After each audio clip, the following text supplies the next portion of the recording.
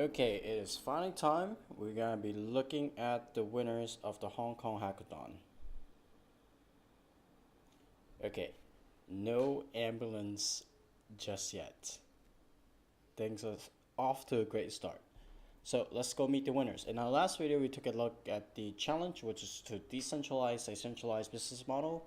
And I took a look at the judges. A few of the very interesting judges is the CFO block that won, and 3 of the 4 members, founding members of Everpedia. And we also have Dr. Jane Thompson, which has been a recurring judge for the last 2 hackathons and is likely to occur in the London Hackathon. You should probably follow her on Twitter, if anything. Just kind of get a hint of what kind of projects she's working on, what kind of things she's interesting. And then we also have the founders of EOS Global and Eric Kuhn, which is the head of communications for T-Mobile, who did a lot of social media stuff. So those were the judges for the hackathon. Now we gotta move on to the winners. So the winners. First place was IDPass. The team leader was Greg. They were from France, United States, and Belarus, a very diverse team. His project was the IDPass, self-sovereign identity for global citizens with no formal documentation. And we're going to take a look at their pitch video. Just before we go on. Oh, it was 7 minutes. I thought it would be shorter because it's they said the pitch was 3 minutes. Let's see if we're going to watch the whole thing. Skip to. For IDPass, Okay. what we've created is a solution to help 1 billion plus undocumented people around the world gain access to essential legal, governmental, healthcare, and financial services. With our solution, this undocumented person can build out a trusted ID that is private, fully under their control, and recoverable. We do this by combining the decentralized identification specification of the W3C with EOS account management and recovery services. So as an example, let's go to Jeremy, who's just been in a devastating earthquake in Nepal and needs access to medical attention. So his neighbor is going to take him to the Red Cross tent in the village to see Dr. Rahman. Now, as a first step, before Dr. Rahman arrived in the village, he knew he might not have internet access. So he goes to the IDPass Red Cross page, and he's going to pre-stock his profile with a number of decentralized IDs that are immutable and tied to the EOS blockchain. After he's done this, he can go to the village and he can meet with Jeremy, and he's going to ask him his full name, his short name, gender, and date of birth. After he completes this, you're going to see in the next step that Dr. Rahman is going to scan Jeremy's eye. And the reason for this is we don't want to force Jeremy to have to remember the private key that proves his decentralized ID ownership on the US blockchain. After scanning the eye, Dr. Rahman is able to verify all the information he's collected and sign it with the Red Cross decentralized ID that also lives in the EOS blockchain. Now, as a final step, Dr. Rahman can choose to print an ID pass that's either disposable, so something that's going to be cheap and easily accessible, or a hardware-based ID pass. So you can think of this as a smart card that has a secure chip that will store his private key that proves his decentralized ID ownership and can only be unlocked by that eye scan. Now, after this step, Jeremy can take this disposable ID pass to the banker in town, and what's special about this, he has that verifiable claim on that card that he controls. He could choose which claim he wants to show to the banker. In this case, he's choosing to show the Red Cross claim that he's already collected. And now the banker doesn't need to trust that Jeremy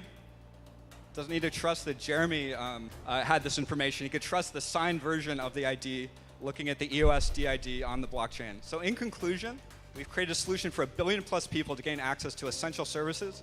We plan to make this an open source project. And time. Give it up. So that was the first place winner. I think it was a great presentation. It hits on a lot of points that fits the criteria. So let's start with utilization. There's a lot of blockchain projects that wants to do identity on the blockchain, and this is this is one of them. It's a bit unique because it incorporates a almost an iris scanner, and it has a very specific target towards humanitarian crisis. So they made it very, very accessible, very easy to use for doctors. So that checks the utilization, impact, and I will argue scalability, and also okay. So it checks the utilization because it's using blockchain for identity, which is something a lot of people in the blockchain space are interested in doing. It's creative because it is a new solution towards the identity problem, using an iris scanner or as a way to identify, to verify that you are that individual that's associated with the ID. And it checks the impact because this is something that the judges could see could have an impact in the real world. In the real world, when like the presenter said, when there is a natural disaster, and they want a way to verify the claim of the doctor without the doctor being present. So that could be done by blockchain, because once you have that information on the blockchain, it's immutable. So that fits the impact part, and scalability is very easy to use. All you need is a cell phone camera. Something that they could also print out a paper ID, so that's disposable. It's very easy, very accessible. So it checks all 4 boxes of the criteria. So I think it's no surprise they got the first place. So yeah, so that's IDPass. I'm gonna keep watching the video and check out what else is going on. Judge. So this is okay. So this is why 7 minutes long. The judges are going to start ask questions of the presenter. Is 2 minutes back to you for any questions you have. Does this require a So that's Dr. Jane Townsend. Again, she is very, very interested in these projects that have a social impact, and if you are doing one of these projects that have a social impact, expect to get her attention, and be ready for the probably go meet her beforehand. She's probably gonna be there for the mixer. a smartphone to operate?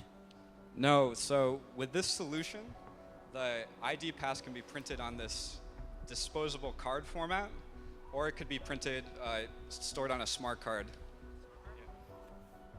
Yeah, because people in remote villages don't always have a mobile phone. Sometimes they have mobile phone, but it's shared across multiple people. So we need something that is cheap that can be given to them. And what's the cost of the iris scanning hardware? This iris scanning is around $200. Thank you.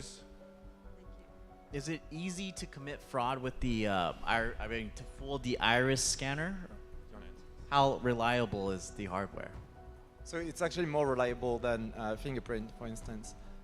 So you guys have heard of UPort, right? The UPort identity system.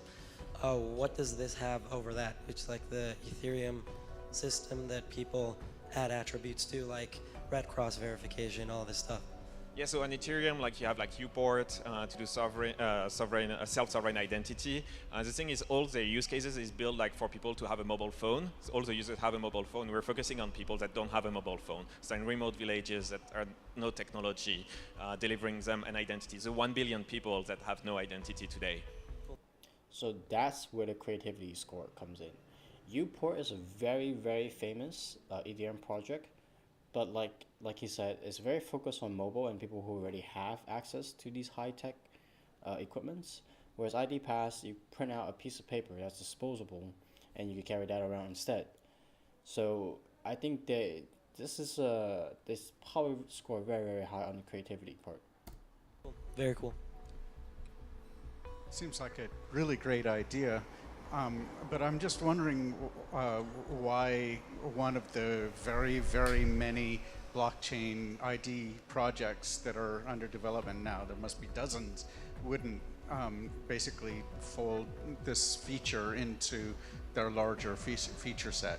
10-second warning. So our focus is more like the registration part and giving something to people who have no identification, because everybody's focusing on people who have a mobile phone, for example. So we're really focusing on the rest of the people, and nobody has really the experience to do this. And time. Give it up for IDPass. Well done, guys. Okay, so all these questions from the judges are, you know, kind of, they're trying to get a hint at how it's going to impact their criteria. I have to admit, initially I didn't quite understand why IDPass won, just because it seems such like a generic blockchain project to do. Everybody's trying to do identity on the blockchain nowadays. There's not a day that goes by with some new project that tries to do identity on a blockchain. But they really score high on the creativity part because they did make it very, very accessible, so anyone can just print out a piece of paper and carry that around with them instead of a cell phone, which not everyone has access to. You know, impact helping people claim insurance claims, or you know, helping people verify their government identity to government officials. So yeah, I have gained a newfound appreciation for that project. Let's see what else is going on in this video. Skip ahead a little bit. There can now So this is just the that trip to IDPass. Come on down.